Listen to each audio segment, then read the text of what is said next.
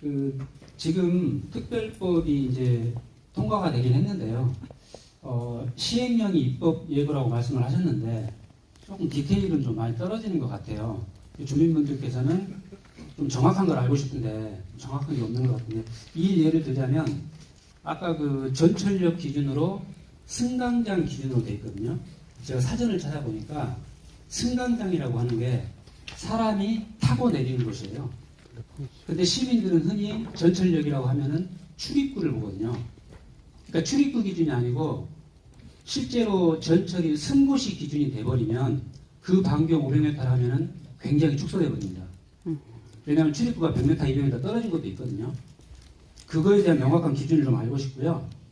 또 하나는 이제 그 재건축 용적률이 상향이 되면 기본적으로 세대수가 증가를 하고 인구가 증가를 하게 됩니다.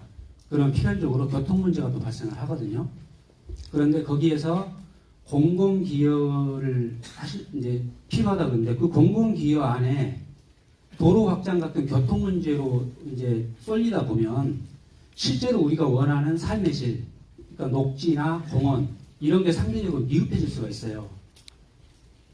도로 합법적으로 늘어나다 보면 거기에 대한 좀 대책 두 가지 요청드리겠습니다.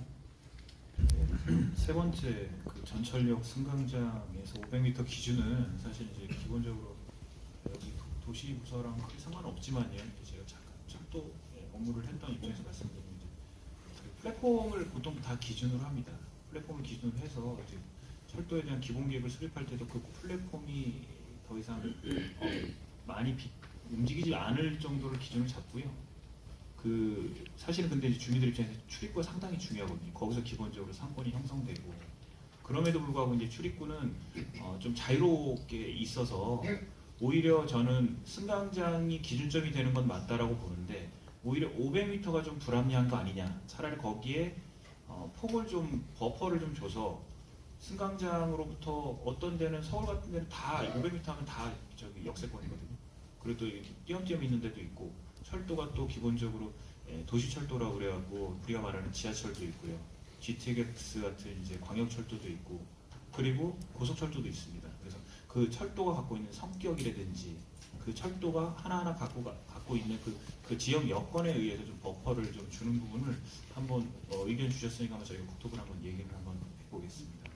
그리고 인구 증가로 인해서 이제 교통 문제 당연히 발생하고 이런 부분들이 이제 주로 또 공공기여로 들어가면 어떠냐라는 말씀 정말 공감되고요.